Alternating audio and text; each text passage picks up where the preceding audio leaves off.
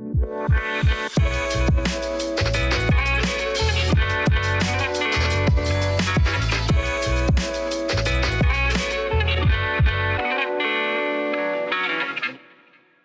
everyone, and welcome back to Made Possible by Pop Culture, the podcast. This is season 2 of the podcast, where guests discuss the past pop culture influences, as well as the present ones that are greatly shaping them. I'm your host and producer, Danielle Turchiano, as always.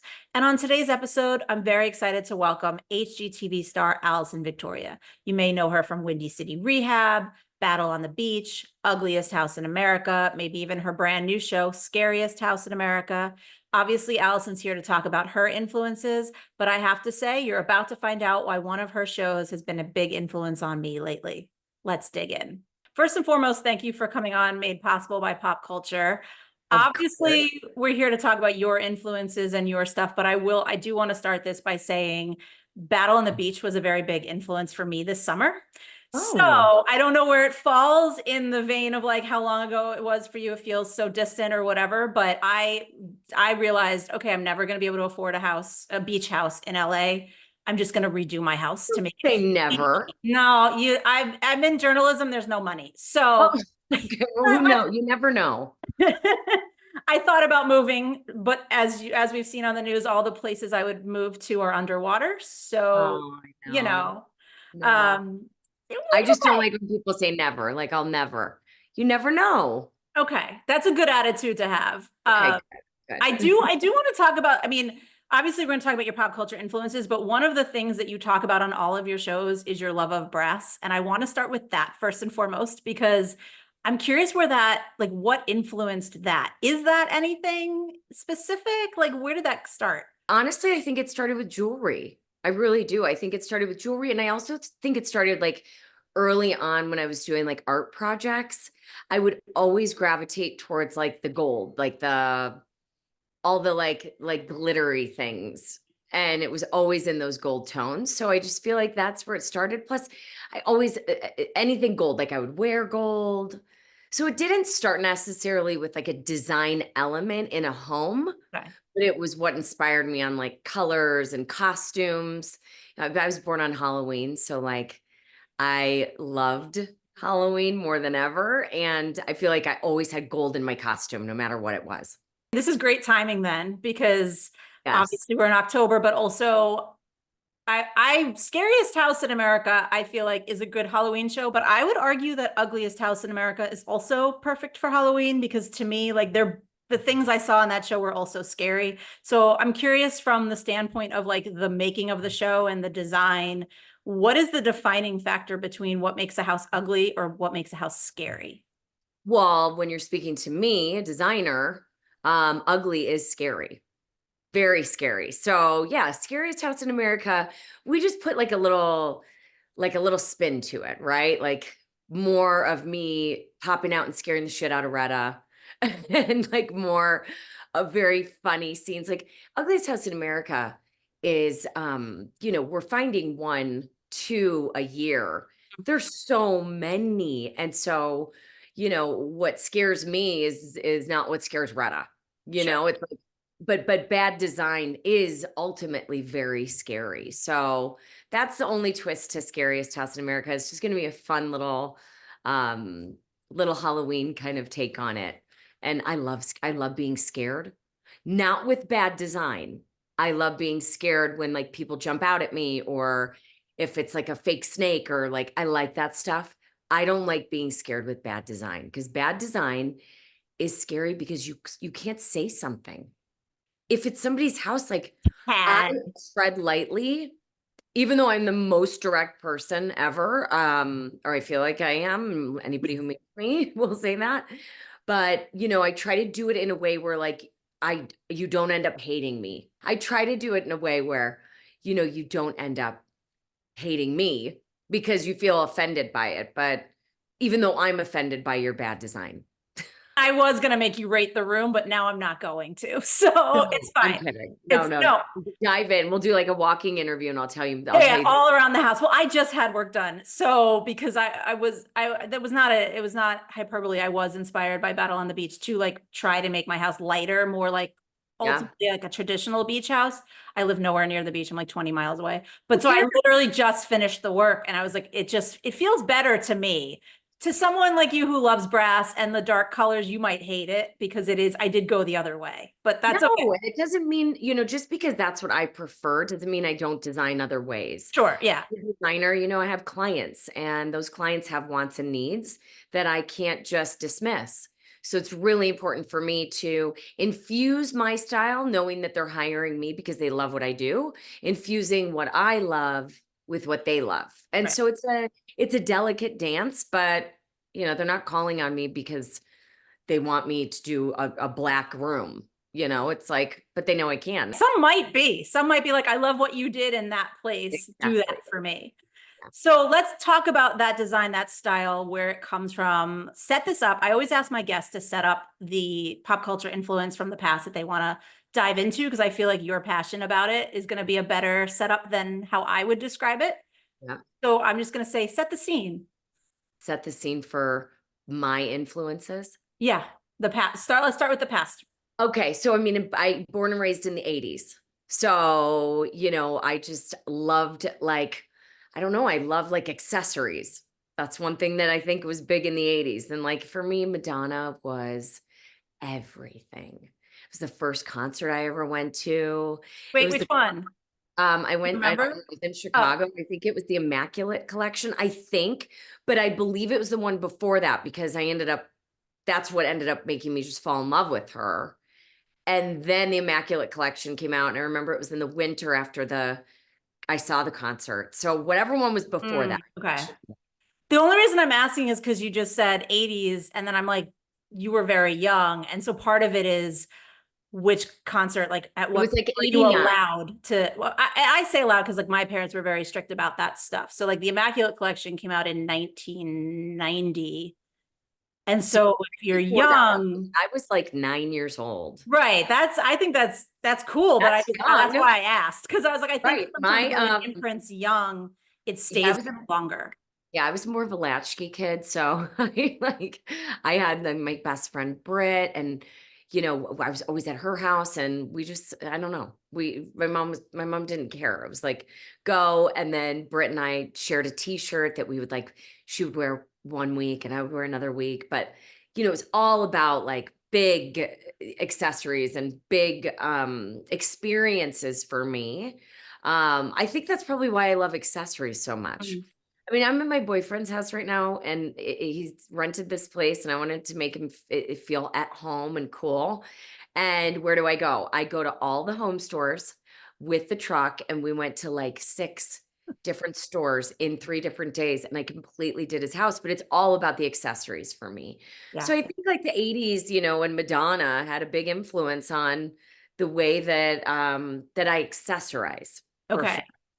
Well, Like so myself too, my jewelry, like I think like my hair's always been kind of big and wild and a little unkept, but how much of your love of Madonna in that experience was music then? Was it mostly the style and what she was visually, or were you also, do you feel like there was a particular song or a particular run of songs on that album that stood out? I loved every song in the Immaculate Collection.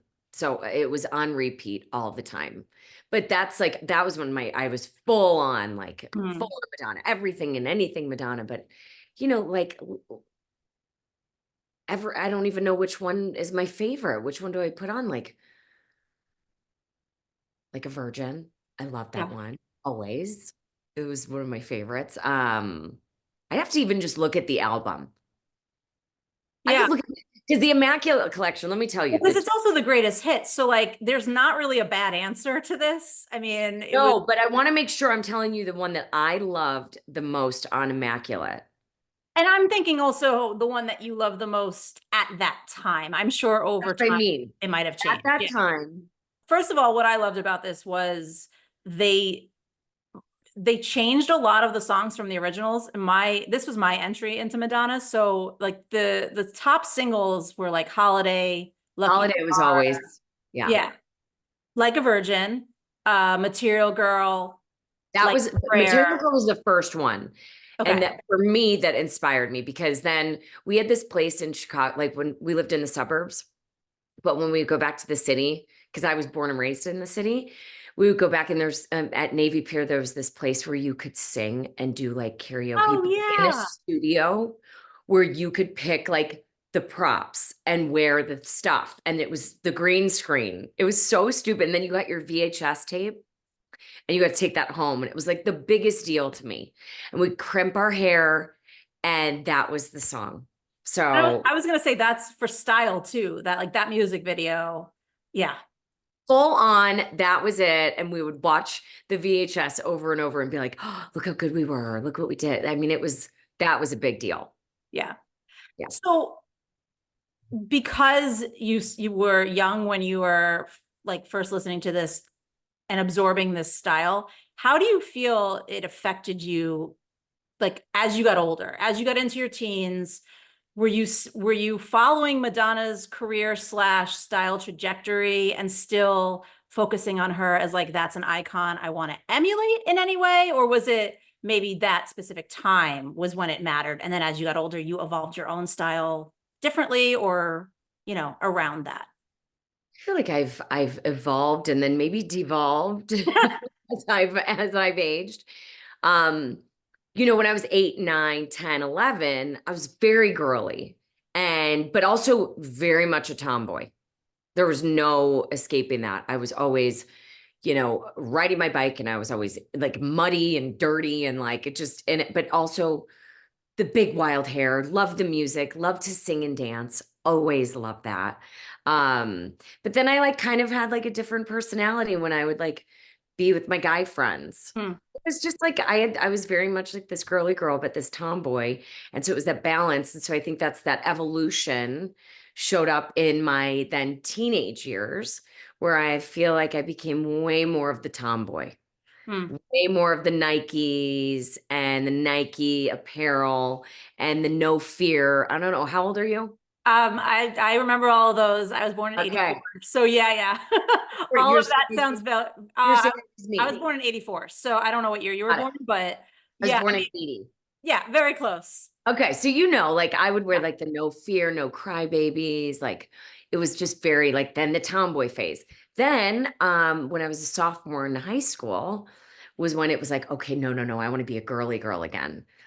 All the while, though, Madonna was someone that just continued to be in my bedroom, Mm. on my walls, when I got my license, like always listening to her. So, yeah, have my CDs, always listening when I was at home with my big, huge speaker. Yeah, Mhm. so that was just a constant.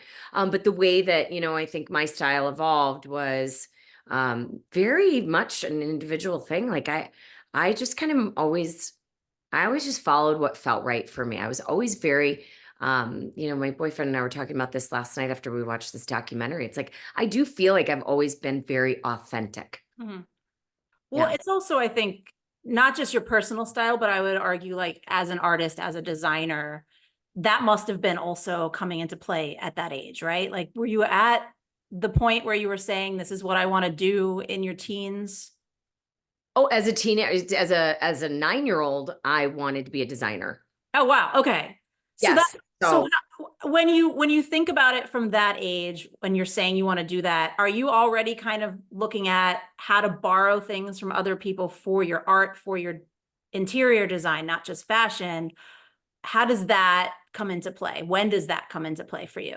being so young, a big inspiration for me, not pop culture by any means, but it was my mom. Hmm. She loved design and dabbled in it so much that she designed our whole house.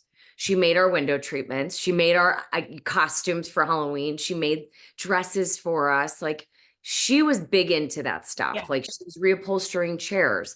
So for me, like I knew I loved that. And I always just was inspired by kind of the DIY part of it. And then I started redesigning my room. I shared a room with my sister. So it was always about floor plans. How Okay. to make this one room feel like it's not Two. being shared. How do I move my bed or do things differently? And so that was the real beginning of it. And then it was like, how do I take my Laura Ashley dresses and make them not a dress? How do I make them into pillows? And always very much into the DIY. I would go to Michael's all the time. My mom would always get the templates and stuff and make things. She had a big sewing machine. And so I loved that. And then, yeah, when I was 11, my best friend, Britt, I was always at her house and I constantly was moving things around in her house and her mom loved it. She was like, that looks so much better. And look how clean the house is. And I would always make things great and accessorize stuff. But with Britt's room, I'm like, let's rip up the carpet. Let's get to the hardwood floors. And we did all this like Wait a minute. How did you know there were hardwood floors under it? I always knew there was. It could have been terrible. I feel like I watched this like happen in my house. Okay. So I knew. And also like the hallway had the wood. So I'm like, let's just take it up, get it out. And then we moved her stuff, like her furniture, and then we painted everything peach. And it was, so I was just always into it. So being so inspired at such a young age, knowing what I wanted to do, that really helped me move very fast in my career, which is why, I was the youngest designer at the design firm that I worked at right out of college. I started interning very early on during my college education. And so I knew. So it's like I really did get to beeline it. That's why I still feel like I'm like, okay, I'm going to be 44 in a couple of weeks, but I do not feel like I am by any means. I don't feel old. I don't feel old in this business. I don't feel old in television. I feel like I am right at this point where I feel like I'm in my prime and I'm just about to like blossom even more. I feel like that's also how you know you're doing what you're supposed to be doing, because you've been doing it for so long that if you were not feeling that way, I would argue like maybe you should try something else. If you're bored of it, if you feel old, if you feel like outdated or whatever, try something else. I don't know. I say that as somebody who is like constantly just bored and reinventing things because Well, reinventing. That's the good part. Yeah, I mean, because you have to, because I think if you stay in anything too long and you're not getting anything out of it anymore, then why are you still there? Because you're not doing your best work. So many people live that way, where they just stay and it's comfortable, which is one of the words I hate. And then things get stagnant, but it's like, okay, well, this is just the way it is. No. Learn how to shift, learn how to reshape things, whether it's in your industry or going to another one. But like this life is so short that I don't want to waste a minute of it doing something I hate. Yeah, exactly.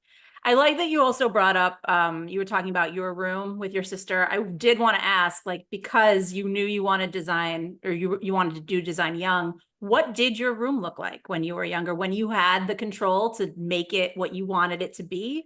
What was that? What was your style? Here's the funny part. So my room at home was not really a reflection of who I was. Britt, my best friend, her room, which was my room, because we were together all the time, that's where I got to express myself. That's where I got to do all the fun stuff, putting the scarves over the, lampshades and painting furniture and hardwood floors and refinishing things and putting up posters and accessorizing, making our own artwork. That was, and really when I say ours, it was mine. I did it and I did it for us, like Britt and I. But my room at home with my sister was very controlled by my mother and her love for design. So it was like, this is what your room's going to look like. We had the valances above our windows that were big, poofy, floral patterns and pink, green, and white. And our beds matched with our bed skirts. And we had our twin beds. And on our twin beds, which we still have, actually, I got to find out where that is. Wait a minute.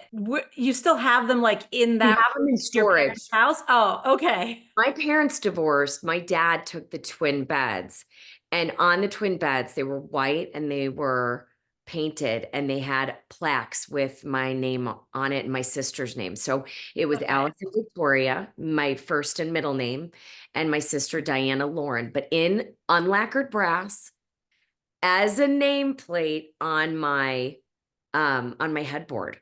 That's So kind of my amazing. mother, it is kind of amazing. So that I have to find that. That is somewhere I know I took it off. I got to find that. Yeah, I was Thank like, you. I feel like you I'm gonna should make use that as like I don't know what you would use that as, because you don't need like a calling card in your own house. You don't need a calling card in your office. You already have that designed.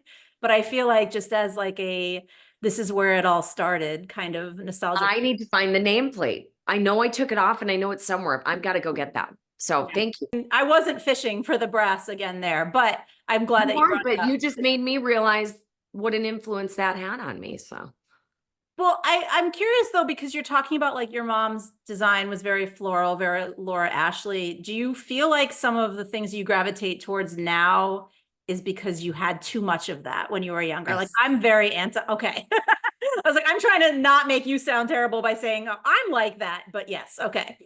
Very, very cool question and very good point because I absolutely steer clear of heavy florals. Hmm. I think it also depends on the colorways, you know, the pinks and greens. You're not going to see me do much with those. So yeah, that's very interesting. I mean, I never thought about that before, but that is like the polar opposite of the way that I design when it comes to pattern and color. Yeah, I mean, it's also, I think, of the time. Like from my memory of the 80s and my parents, my grandparents, like it was very, those were just the pastel-y type colors that were popular then. I don't know that now they're as popular. I don't know. You would know more than I would. Well, it's interesting because like I do a tile collection at the Yeah. tile shop, and one of the biggest like their biggest collabs is with Laura Ashley. Oh, wow. Okay.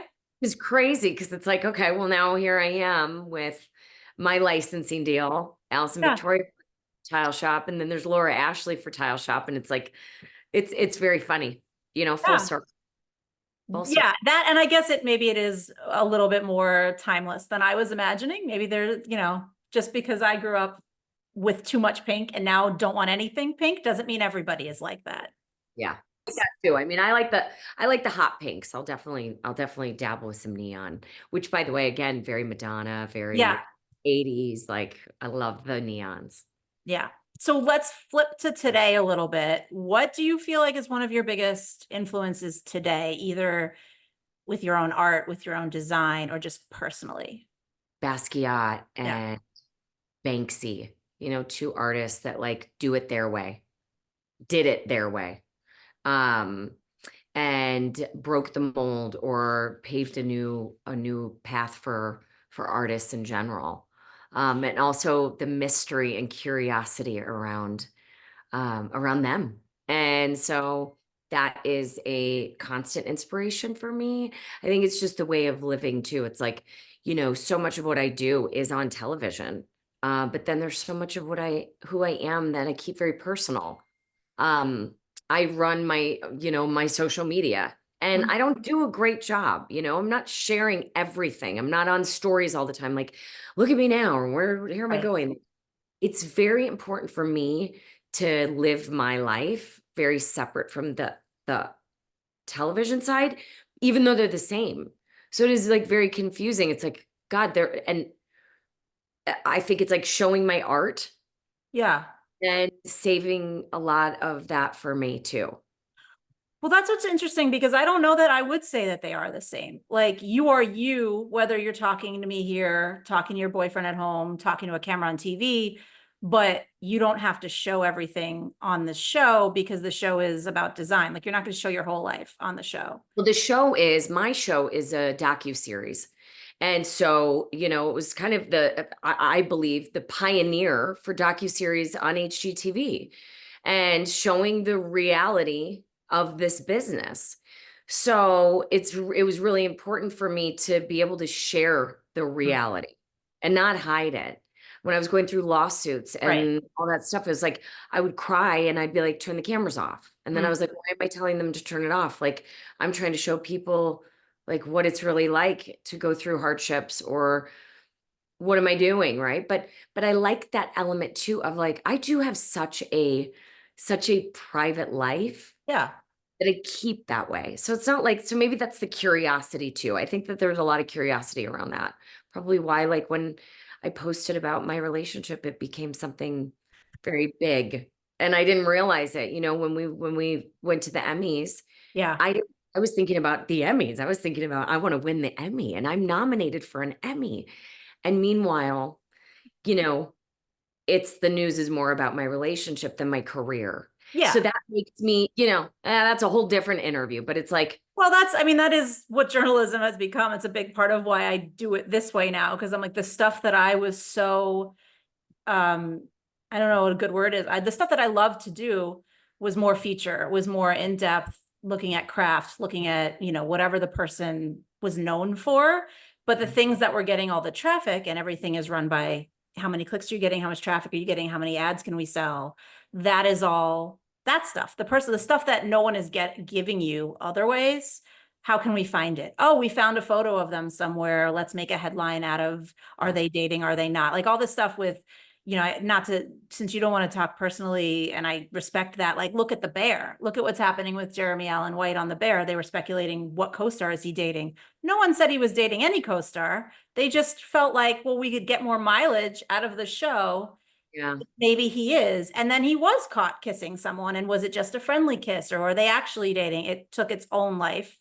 yeah, It had its own life, not to, sorry, wrong turn of phrase. Um, because people want to know more about you, but you don't have to share everything. Like, no one gets in this business to be like, everything about me is an open book. That's yeah, crazy. yeah. But that's also that's kind of a heavy influence on those artists. And that, Yeah. like, there's so much privacy around that, even though publicly they're huge.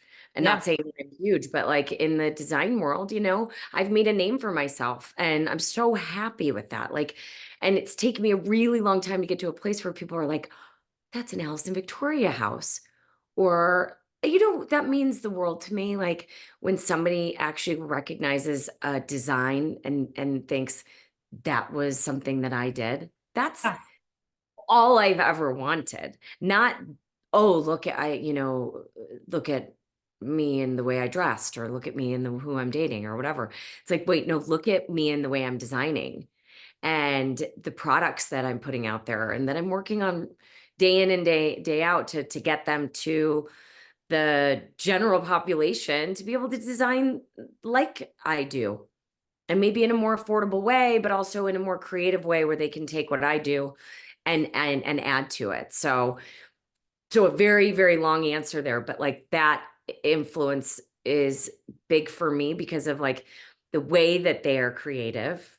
And obviously, I mean anything Banksy does, I love. I love the humor in it. I love the kind of like jaw-dropping wow factor in it. I like the controversy Mm, that it sometimes evokes. yeah. But I like the privacy of the personal life So it's an too. So it's a interesting, combo. yeah, no, but it's interesting because I don't know that I would attribute this to privacy or just my own ignorance, but like, Banksy's a great example of an artist who has been doing it for decades. Yeah. I wasn't really aware of him until like maybe 20 years ago. And Yeah. again, that could be my own ignorance, but I'm curious, when were you first made aware? Like, was there a particular art piece that you were like, oh, that's really cool, and then that's what made you start following his work? My siblings and I, my two brothers and my sister, we went on a European vacation and we went all over. And I remember getting on a train to go see wherever we were going. We were like in Germany. And I remember telling them, like, I already know where we're going to go because we're going to go look at every piece from Banksy. And they were all like, who? Why? And so I made them come with me. And there was, I had my little camera and it was all about getting the right shot of it and doing. So I remember that was like, I mapped that out with my trip. And then of course after that, like my brothers and sisters were buying me like Banksy books and posters and little things. But yeah, so that must have been 20 years ago, Yeah. 25 years ago. Oh Yeah. God. I know that when you say it like that, I feel, It's terrifying. Yeah. but at the same time, I do feel like that was maybe, I mean, I don't know, again, maybe I just wasn't aware, but like maybe that was when he was becoming a little bit more, I hate to say mainstream, just better known Yeah, in a sense, because like you were able to know where his pieces were to do that, to track them out and to be able to find them. And then there was a, you know, celebrity started buying his work, and I feel like he got like really blown up in the news. On the flip side, I feel like, and again, internet, don't yell at me. Maybe this is my own ignorance. I'm aware of that, but like I feel like Basquiat, like I feel like he was really well known all the way through. I He just agree. died so young that like we don't know what he would have been.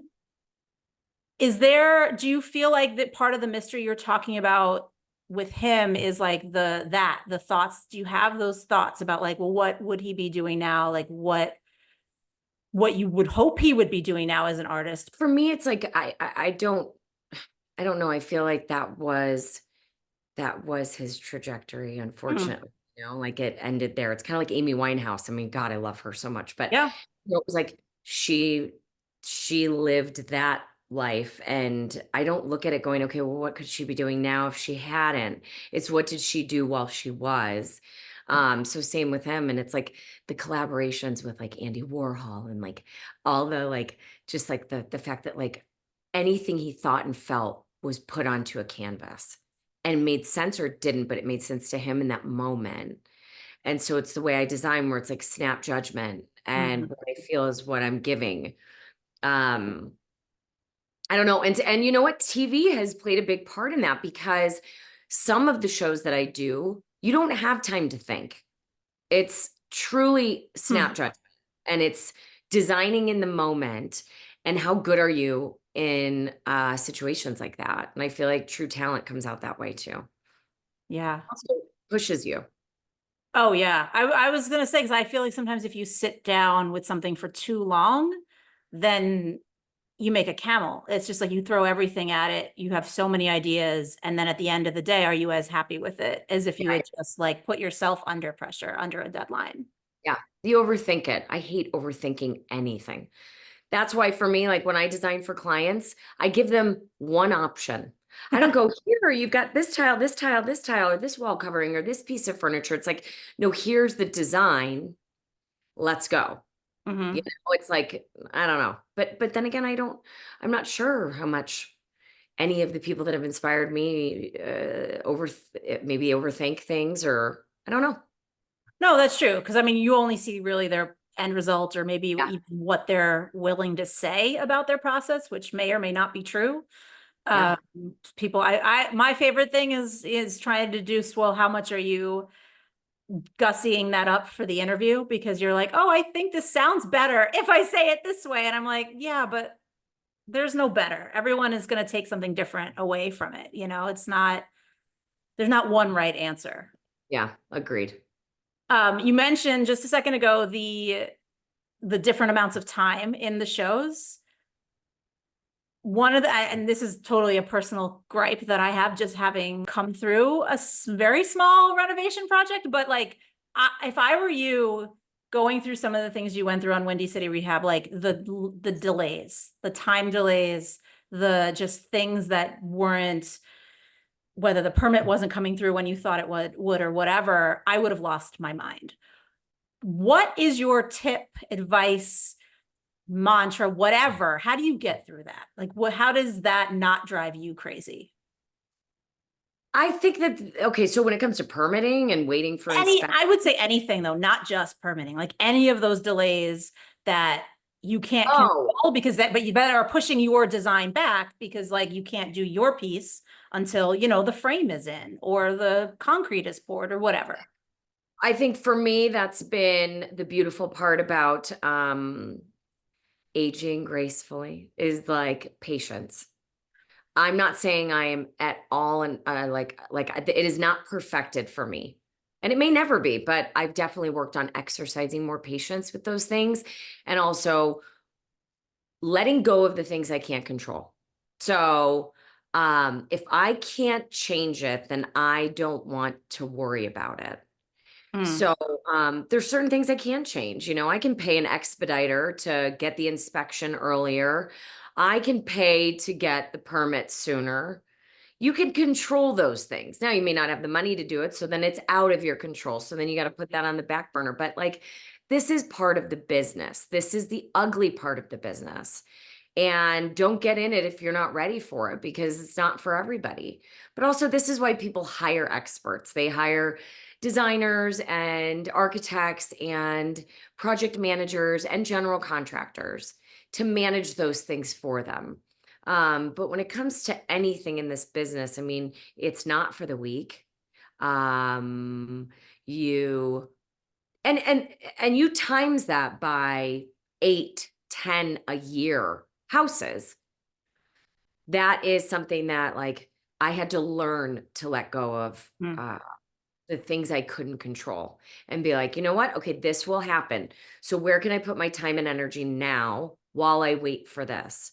When it comes to delays, those things, you know, if it's a delay because of your contractor and your contractor isn't replying to you, which is so I do feel, and I don't know, I didn't have this problem with mine, but I will say I do feel like we as a society have given them a little bit too much of a pass. oh, they are, I don't know what it is, but they are a different breed. Okay. General contractors, like general contractors, get a bad rap because they do that to themselves. It is, you hear it too often than not, where a general contractor is not sticking to their timelines or the budget, or, you know, that like their subs aren't showing up. Their job is to manage and babysit subcontractors.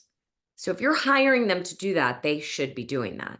The problem is that most general contractors bite off more than they can chew. They're juggling different projects and different budgets and different all this stuff. I mean, I've seen it way too much. Yeah. I have a really bad taste in my mouth with general contractors, which gives them a bad name because a lot of people have one bad experience and then it's like, oh, they're all that way. I don't look at it that way. It's like, you know, you can take a relationship and be like, oh, this guy, you know, did this to me, or this woman did this to me. And so all women are that way, or all men are that way. No, I don't do it. Not all general contractors are bad. No, but I do think every time I tell someone that I'm having a contractor, they're like, oh, they as like they already know that there's a bad rap attached. Like, doesn't matter who the person is. They just assume. And I know my standards are very high, and I've been told I work more efficiently than a lot of people. And I'm just like, I think that's my biggest issue, is that we let that stuff slide that you're talking about. Like, you shouldn't be over budget. You shouldn't be, you know, out of time. Give me a realistic expectation at the beginning and we won't have this problem. Good luck with that. I know, I know, I know. I don't, you know, I can count with 2 fingers contractors that I would recommend to people. Oh, fantastic. That's not saying a lot. No. You know, I've done on my show Kitchen Crashers, I did 113 kitchens. I probably worked with 95 contractors on just that show alone. And you have control over who you can use in those environments, or is there like a limited list? Yeah, that's what I because thought. it's someone else's house with that. Yeah. So I tread very lightly with that. I do not recommend general contractors 98% of the time. Yeah. If they're in a space, in like a place like where I know my GC is that I love, then I will recommend. But that is a very, very slippery slope. Right. Not want to recommend somebody, because my big thing with anybody is like, do your homework. When it comes to a general contractor, interview them. They're going to interview you, and then interview their last 5 clients, if they even let you. I was just going to say that. Yeah. I think some of them are very concerned about sharing that information, and for good reason. But that is a huge part of it. Do your homework on your general contractor. Otherwise, you're setting yourself up for failure. Yeah. At one point, and I don't remember which season it was, but it was early in Windy City Rehab, you said nothing scares me, and they used the soundbite quite a lot. It's been a few years. Does that sentiment still hold? more than ever. I from where I was from the beginning of, let's say, Windy City Rehab. Yeah. I'm not even gonna talk about kitchen crashers, Yeah. but like where I was in my life 6 years ago to where I am now, legit nothing scares me anymore. Unless someone jumps out and like scares the shit out of me, or I'm at a haunted house, or like whatever. I love being No, I scared. know. This was in reference to like the I know it was, but yeah, yeah. that is just that's just the truth. I mean, nothing about this business scares me. No one scares me. And it's, it's like it's taken me a little bit to get there, because I would probably have said it 5 years ago, but not meant it, versus like I mean it. This is I've been through hell. I've been through the worst possible scenario Yeah. in this business, both television and design and development. So yeah. I know I was very stressed for you watching it. And I was like, I'm just watching this and my blood pressure is up. Like, I can't imagine what that actually was It's so like. sweet when people come up to me. It's like so great to be recognized. I forget that every day because I just don't live that way. And so like Mm. when someone comes up and they're like, "What you went through, my heart broke for you," or "We were rooting for you," or because the authenticity comes through the screen. If you do it right, if you're vulnerable, if you show people who you are, they know. Yeah. Viewers they can see right through the BS. They don't mess around, like, and that's why I think a lot of shows aren't making it, because they see through it. And so, it had people say to me like that most of the time I'm not hearing like, "Oh, I love the design of this." It's, we were there. We Yeah. went through that with you, and we were totally in your corner, and we just wanted to see you get through it. And we're so happy to see you on the other side of it. That's beautiful. To be able to have that kind of impact. I never thought that. I thought it would be about the design. And so I'm just so grateful for it, but nothing scares me now. You also said it earlier, just like it was a different kind of show.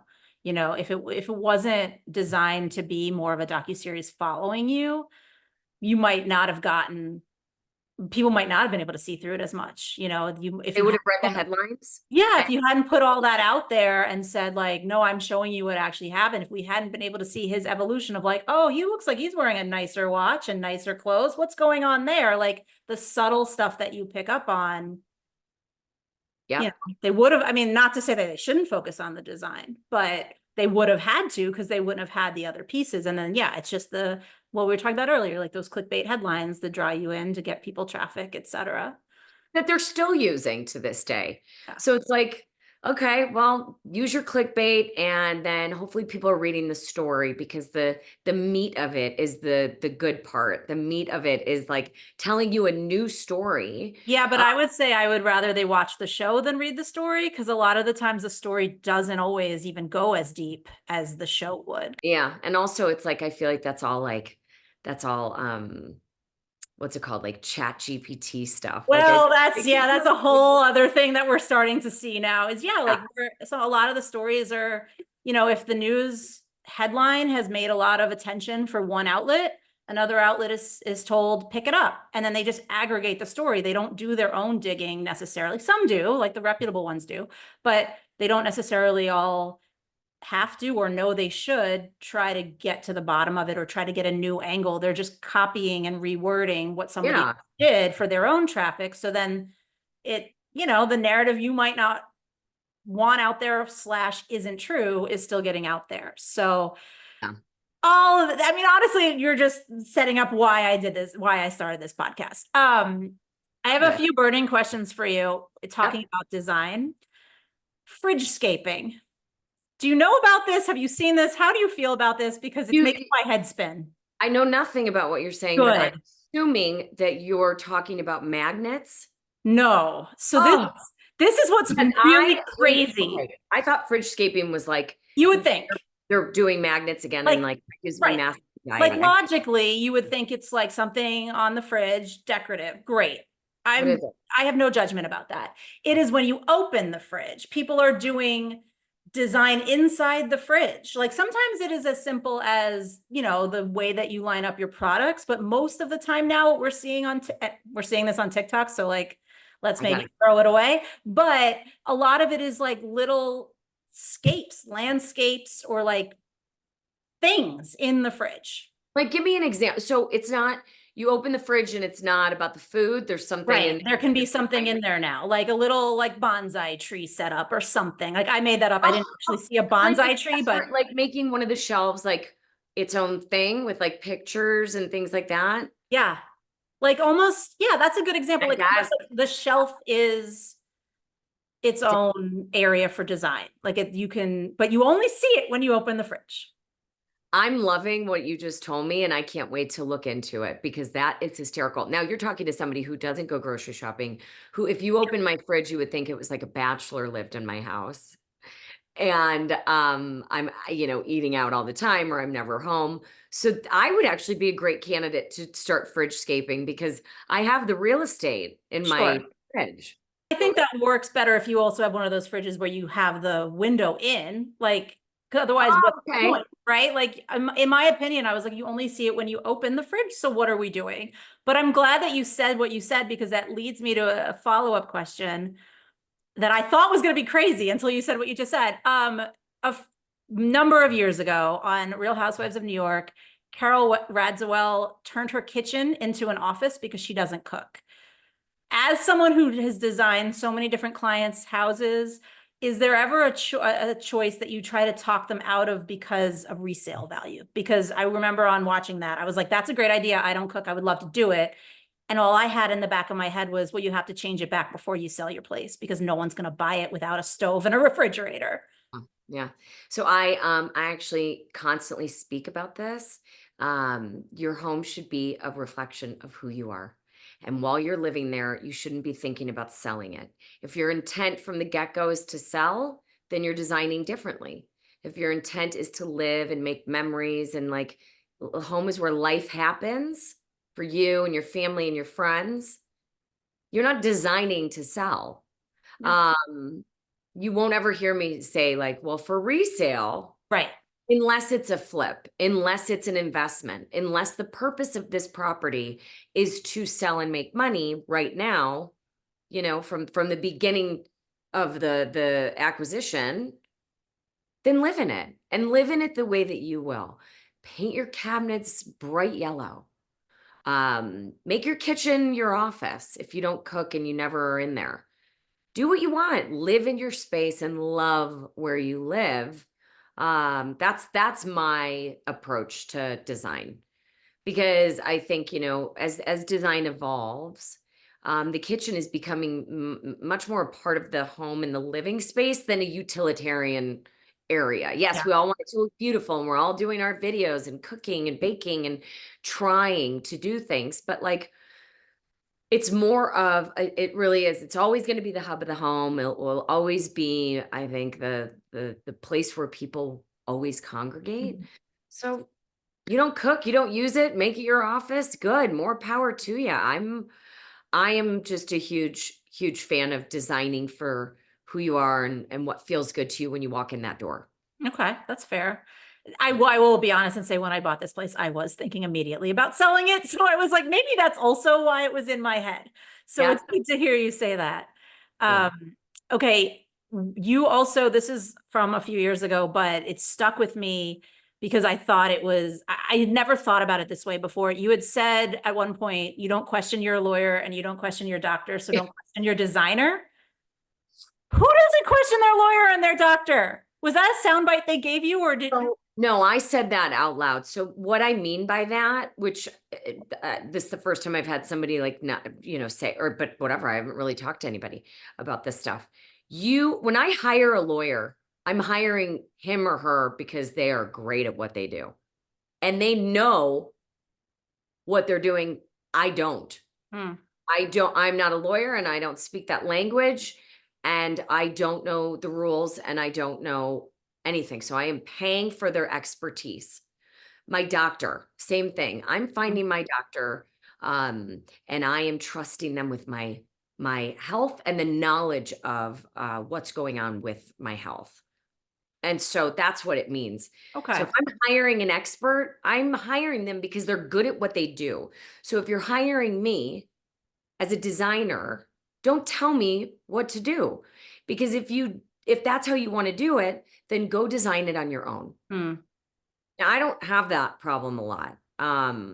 But sometimes I do. And so how do I deal with that? It's kind of like, okay, being very upfront from the beginning with the design process. Hey, I love to be a big part of the design. I have some clients that want to be a very big part of it. They want to go shopping with me to go to the antique stores. They want to go look at tile. They want to go look at plumbing. They want to be part of it. Now it's up to me to say, okay, I really want to work with you. Or Yeah. no, I want to do this where no one gets in my way. We have the initial meeting. I get to know you. That's why design's very personal. And so the interview process for me is I'm interviewing my clients just as much as they're interviewing me to see if we can even do this. Hmm. I like you. Number one, do I think I'm going to like you in a year? Do I like your family? Do I like, Hmm. it's almost like dating. Yeah, I And was just gonna say I think I'm, that's what gets lost a lot of times. We don't in the shows. We never see that process. yeah. So like that's something I never think about is like, well, what did you have to do to even get to that relationship? Right. And so, but the point is with that saying, with what I said that now has become something, it's like, don't question, like don't Yeah. hire me if you don't trust what I'm doing. Don't hire me if you want to do it yourself. Same thing. I'm like, I do not want to pay all that money for my lawyer for me to micromanage his work. What sense does that make? Then I should just go get my law degree. I think that's probably the healthier way to look at it. I heard it and went, but I question everybody because that's just who I am in nature. And Yeah. I also just feel like you have to sometimes question your doctors because like they're not listening to you. So Agreed on the questioning. Agreed on like, I meant it in a much bigger I way. know. Yeah, yeah. Yeah. Yeah. Okay. And I want you to organically, I don't want to put words in your mouth as to which show this is, but like take a second, look back on all of these shows that you've done. Is there one project or one client or one house that stands out to you as I can't believe we actually pulled it off? Yes, I have the answer immediately. Oh, It's my house in Chicago. So I did a show called yeah. Alison's Dream Home. Um, which was a dream in itself. So I bought this office 7 years ago, and it's a commercial space. It's a warehouse. It's in the middle of an area that has all warehouses renting cranes and plumbing warehouses and auto body shops and stuff. And so officed out of there for about 4 years. Mm. It's like 7,500 square feet. But I always looked at it, even from the time I bought it, where I was like, God, this would be the sickest house ever. And I would sit there and I would have meetings and always look at it like differently. I could see it, Mm. I could envision it, like what would this be if it were a house?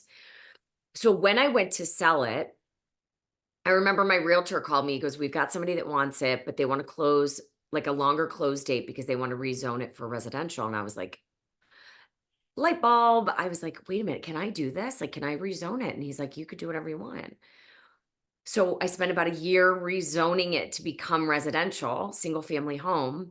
And I had been living in an apartment for the first time, which I don't want to ever like paying rent to me just felt like, what am I doing?